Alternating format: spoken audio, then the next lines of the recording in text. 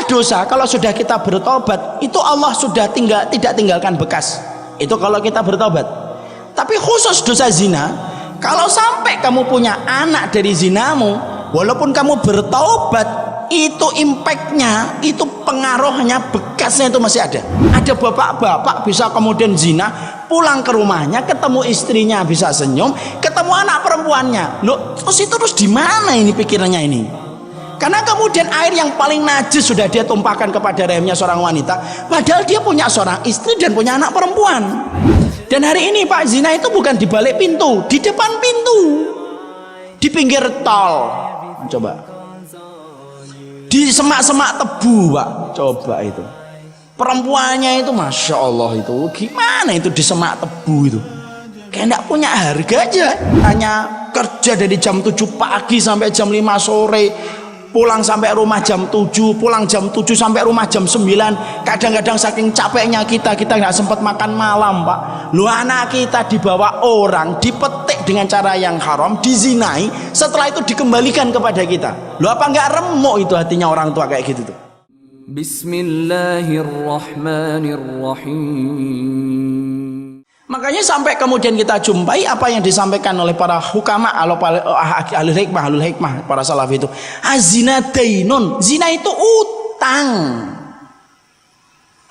Wa qada'uhu fi ahlihi, dan kamu itu akan membayar lewat keturunanmu kalau kamu tidak bertobat. Coba. Akan membayar lewat keturunan kita. Fulan berzina dengan seorang fulanah, kemudian dia tidak bertobat.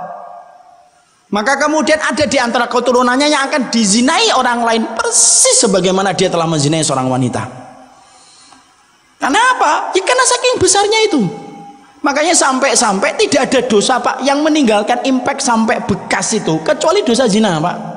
Semua dosa kalau sudah kita bertobat itu Allah sudah tidak tinggalkan bekas. Itu kalau kita bertobat. Tapi khusus dosa zina, kalau sampai kamu punya anak dari zinamu, walaupun kamu bertaubat, itu impactnya, itu pengaruhnya, bekasnya itu masih ada. Orang Pak kalau kemudian meninggalkan sholat, dia bertobat gitu, Allah hapus. Allah tidak akan jadikan mukanya bopeng gitu, enggak akan Allah jadikan gitu. Orang minum khamr kemudian dia bertobat, sudah Allah terima insya Allah tobatnya kalau dia tobatan nasuha. Tapi kalau ada orang zina, kemudian sampai hamil, punya anak, walaupun bertaubat, itu Allah tinggalkan bekasnya. Dan Allah masih tetapkan hukuman walaupun dua-duanya sudah bertaubat.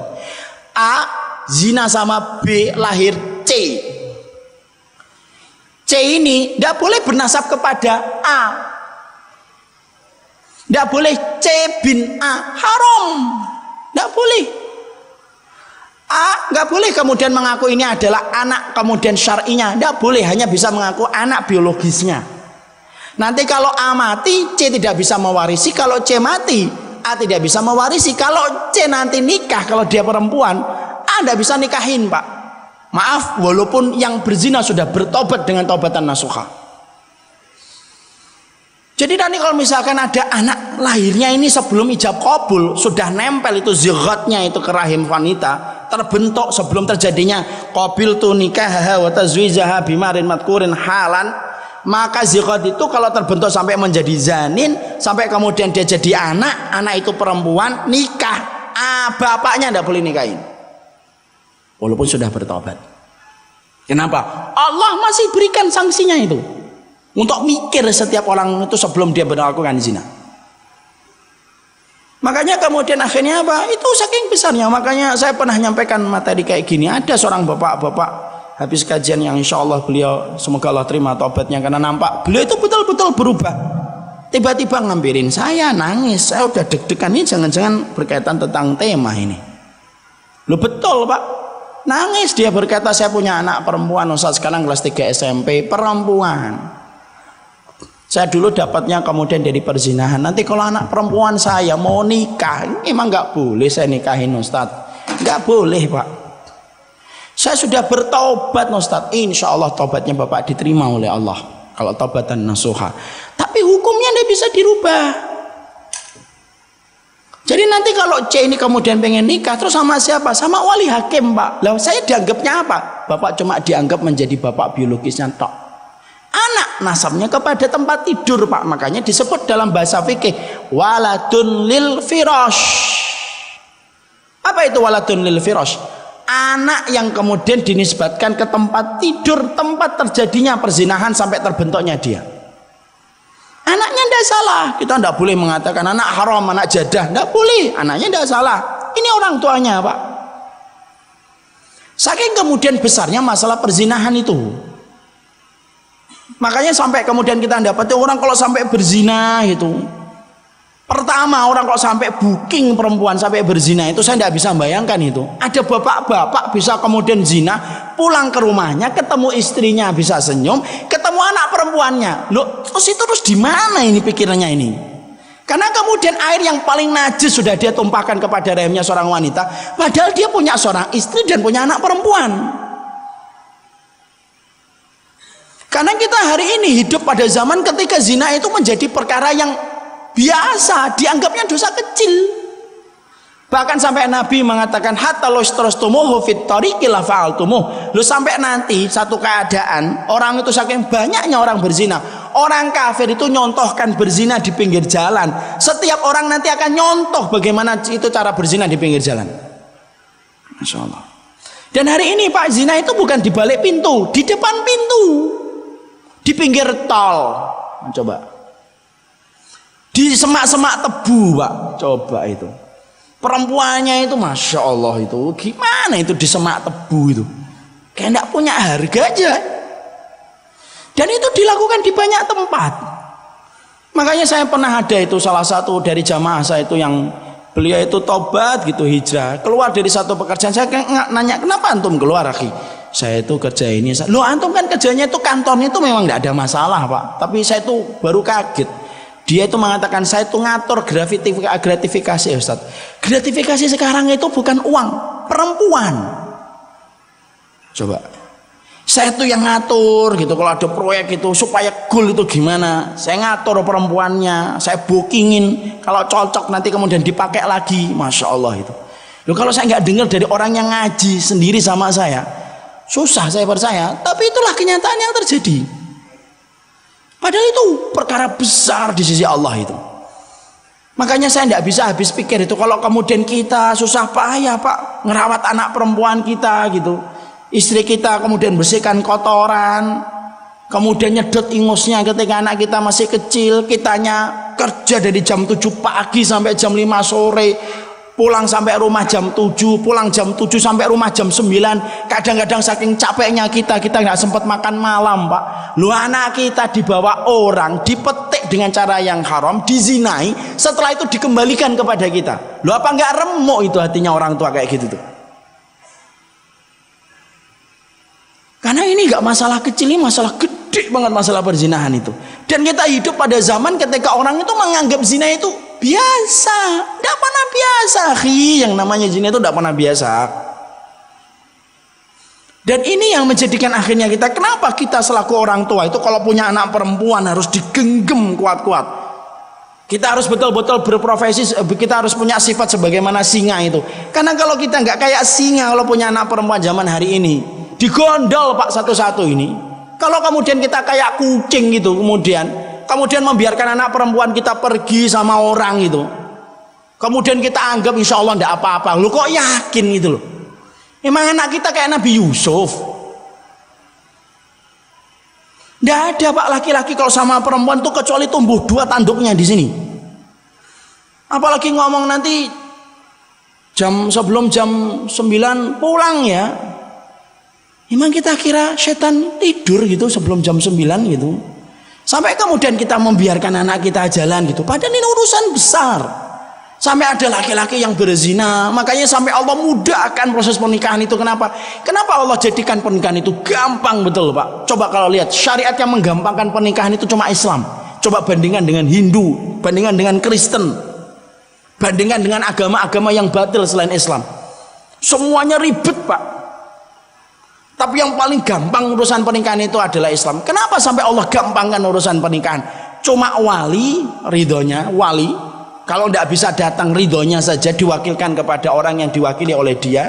2 orang saksi, mahar, maharnya makan batagor juga boleh kalau istrinya ridho perempuannya. Lalu kemudian cuma ijab kabul, saya terima nikahnya dan mas kawinnya, itu pun tidak sampai 1 menit ngucapin Pak. Kecuali kemudian ijab kabulnya baca surat Al-Baqarah gitu ya, panjang gitu 3 jam dan halal-halal gitu. Ini ijab kabulnya pun dibuat ringan oleh Allah. Kalau bahasa Arabnya itu lebih pendek lagi, qabiltu nikaha wa tazwijaha bimahrin madkurin halan. Tuh Pak, 1 menit aja tidak ada itu mungkin. Kenapa Allah buat seringan itu dalam pernikahan? Supaya orang itu betul-betul terjaga dari perzinahan itu. Makanya inilah yang menjadikan kita harus mengerti, jangan dianggap zina itu ringan Pak. Hari ini narasi itu kemudian sudah mengkondisikan kita untuk memaklumi zina.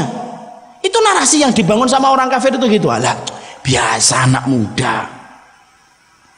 Loh, sampai maaf ya, saya bapak udah ngerti tuh data BKKBN, kondom itu penjualannya meningkat kalau menjelang tanggal 14. Kita itu masih santai aja, menganggap lah tidak apa-apa. Sampai kemudian kondom dijual di apa itu toserba di pinggir jalan. Kita beli permen di sampingnya kondom Pak, coba. Dan kita disuruh memaklumi karena narasi yang dibuat sama orang kafir. Loh, saya itu pernah mau bertengkar itu ketika sama beli di sebuah warung pinggir jalan, di toko pinggir jalan itu. Ini kondom kalau beli itu pakai apa syaratnya Mas? Tidak ada syarat. Lah terus kalau dibeli sama orang yang belum nikah terus gimana coba?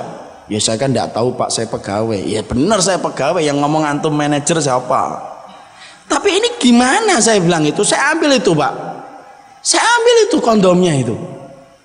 Kalau dibeli sama, coba adik kamu beli ini terus gimana coba? Yang beli pacarnya, kamu nggak ngerti itu pacarnya, beli yang kemudian yang layanin kamu. Kondom itu dipakai kemudian untuk menzinai adik kamu, coba. Kondom itu Pak sekarang nggak di tempat yang tinggi, yang susah harus pakai surat nikah, enggak Pak. Bapak punya uang berapa itu saya nggak ngerti harganya. Nanti kalau saya sebutin harganya disangkanya pernah beli. Saya nggak ngerti itu harganya berapa itu. Tapi kemudian di situ sampai kemudian kita mendapati loh, sampai orang segampang itu. Dan kita mendapati data BKKBN resmi mengatakan setiap kemudian menjelang tanggal 14 itu penjualan kondom itu meningkat gitu. Loh, kita ini disuruh maklumin gara-gara narasi yang dibangun sama orang kafir. Udah ndak apa-apa zina itu. Film mengarahkan supaya orang itu punya kemudian bisa berzina. Apa nggak remuk Pak kalau kita gitu Pak? Nah kalau kita kayak gitu membiarkan anak kita ketemu sama orang berzina punya keturunan, ketemu sama anak kita Pak, ya kalau anak kita kuat bisa mempengaruhi dia lah. Kalau anak kita dipengaruhi terus gimana? Karena urusan zina itu tidak pernah sepele di hadapan Allah. Dan salah satu perilaku tentang perzinahan itu, salah satu perilaku yang sampai dikecam oleh semua agama, sampai Taurat saja Yahudi itu kecam perzinahan. Kenapa? Secara fitrah itu zina itu merusak semua.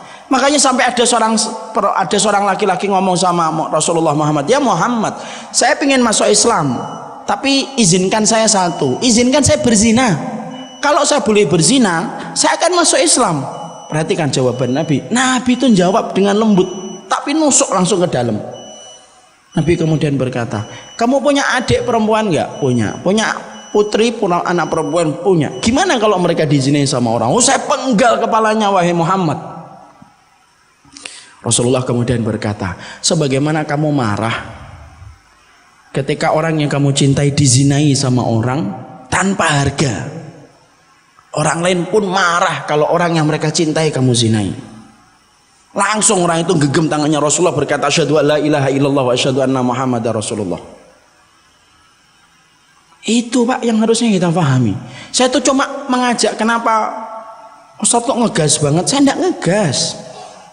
Saya cuma kemudian mengajak kita itu untuk melawan narasi yang sudah dibangun gitu loh. Ini ada narasi yang sedang dibangun bahwasanya kita disuruh memaklumi zina. Dan itu salah. Karena kemudian termasuk sihir itu narasi Pak. Itu termasuk sihir. Makanya Rasulullah sudah mengatakan inna minal bayani la sihr. Sesungguhnya sebagian dari keterangan itu sihir, karena merubah yang hak jadi batil. Kalau sihir bayan, kalau bahasa akidahnya itu sihir bayan Pak. Kalau bahasa kekinian dalam konteks komunikasi publik itu namanya narasi. Anak kita dijejali dengan film di bioskop, disuruh untuk nyari pacar, kemudian dibuat anak-anak SMA itu romantis ketika mereka pacaran, supaya bayangan mereka ketika keluar dari bioskop, saya harus punya pacar kayak dia. Coba kalau kayak gitu, jangan rindu, berat. Mencoba. Kemudian anak kita, kalau bapak yang sudah ngaji mungkin nggak kena. Tapi kalau kemudian kita, terus gimana kalau anak kita yang nggak ngerti ilmunya, pulang-pulang dia harus punya bayangan, oh, saya harus punya laki-laki kayak gitu.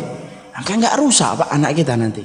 Subhanallahumma wa bihamdik, asyhadu an la ilaha illa anta, astaghfiruka wa atubu ilaik.